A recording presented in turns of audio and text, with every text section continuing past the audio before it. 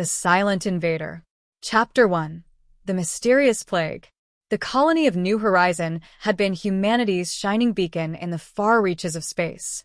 A lush, fertile planet with clear skies and endless fields of alien crops, it had become home to 25,000 settlers eager to build a new future away from Earth's overcrowded cities.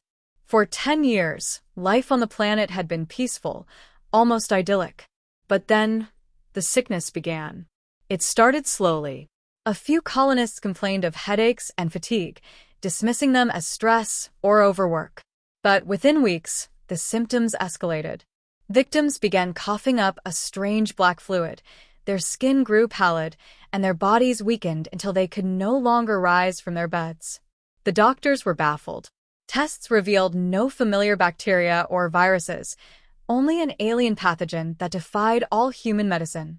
Dr. Elena Carter, the colony's lead biologist, spent sleepless nights in her lab, analyzing samples and running tests. She had always prided herself on finding solutions, but this time, she was at a loss. The pathogen was unlike anything she had ever seen. It adapted too quickly, evading every attempt to neutralize it. Just as the colony began to lose hope, a sleek, shimmering alien vessel descended from the sky. The aliens called themselves the Kirin, and their appearance was as otherworldly as their technology. Their tall, slender bodies glowed faintly, and their voices resonated in haunting harmonies. The Kirin emissary, Valor, stepped forward and addressed the terrified colonists. "We come in peace. We have seen your suffering and wish to offer a cure." Chapter 2. A Costly Cure. The Kirin's cure came in the form of glowing vials of liquid, which they claimed could neutralize the pathogen. Desperate and running out of options, the colony leaders agreed to distribute the cure. Within days, the infected colonists began to recover. The black fluid stopped flowing, and their strength returned. For the first time in months, the people of New Horizon breathed a sigh of relief. But the Kirin's aid was not without conditions. Valor explained that their help came at a price. The Kirin demanded shared governance over the colony. "To ensure the safety of both our species," he said, his luminous eyes unblinking. "Your presence on this planet has disrupted the natural balance. Only through cooperation can we prevent further harm." Governor Marcus Harlan was torn. The Kirin had saved countless lives, but their demand felt like a thinly veiled threat.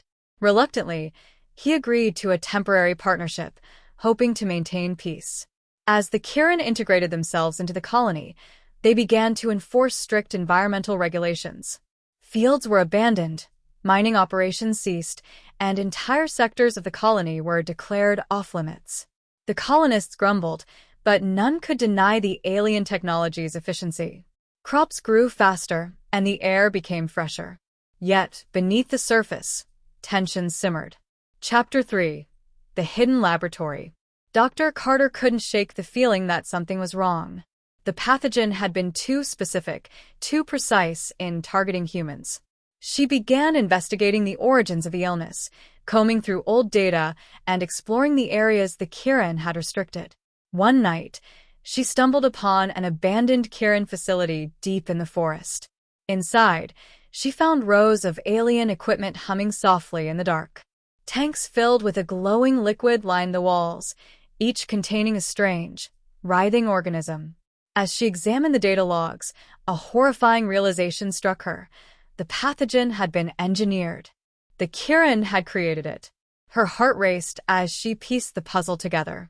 The illness was no accident. It was a calculated move to weaken the colonists and force their submission. But why? What was the Kirin's true goal? Chapter 4. A Desperate Warning. Dr. Carter knew she had to act quickly.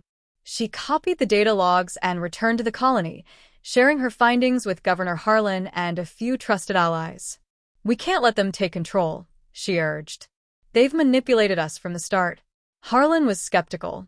"If we accuse them without proof, they'll retaliate. We need more than just data logs." The group decided to play along with the Kirin's demands while secretly gathering evidence. They began covertly monitoring Kirin activities, planting listening devices, and analyzing the alien technology. The deeper they dug, the more sinister the truth became. The Kirin were not just taking control of the colony, they were siphoning resources from the planet to sustain their own dying world. Chapter 5. The Rebel Network. Word of the Kirin's betrayal spread among the colonists, and a resistance began to form. Engineers sabotaged alien equipment, farmers refused to abandon their fields, and a network of spies infiltrated Kirin operations. The colonists moved in secret, knowing that open defiance could lead to their annihilation. Dr. Carter became the de facto leader of the resistance, using her knowledge of the pathogen to develop a countermeasure. She discovered that the pathogen had a weakness. A specific frequency of sound could destabilize its molecular structure. If they could broadcast the frequency across the colony, they could neutralize any future outbreaks. Chapter 6. The Kirin's Ultimatum. Valor grew suspicious of the colonists' defiance. "We have been patient," he warned Governor Harlan. "But our goodwill is not infinite. Comply fully, or face the consequences." The Kirin began deploying drones to monitor the colony, and tensions reached a boiling point. The resistance knew they were running out of time. They needed to act before the Kirin tightened their grip further. Chapter 7. The Turning Point. The resistance launched a coordinated attack on the Kirin's main facility. Using stolen technology, they managed to disable the alien defenses long enough to broadcast the destabilizing frequency. The pathogen stored in the facility's tanks began to dissolve, and the Kirin's plans unraveled. But the victory came at a cost. The Kirin retaliated with overwhelming force, and the colony descended into chaos.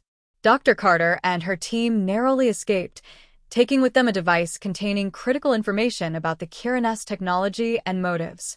Chapter 8. The Ancient Connection. In their stolen data, Dr. Carter uncovered an ancient connection between humans and the Kirin. Thousands of years ago, the Kirin had seeded Earth with life, guiding humanity's evolution.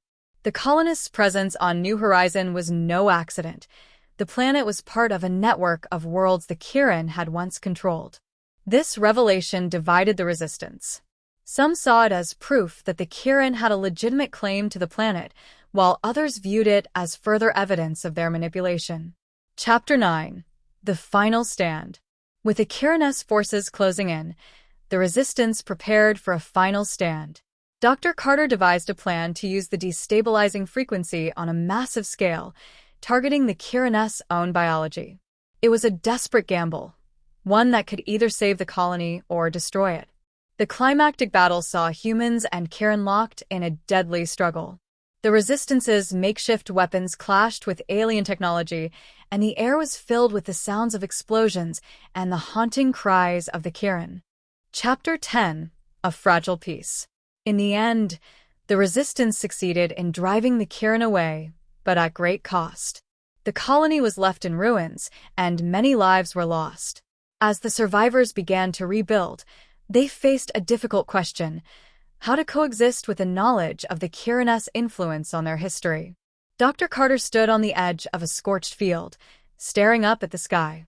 The Kirin had been defeated, but their presence would linger forever. Humanity had claimed New Horizon, but at what price? "We survived," she said softly. "But survival isn't enough. We need to learn from this, or it will happen again." The colony's future remained uncertain, but one thing was clear: the fight for freedom had only just begun.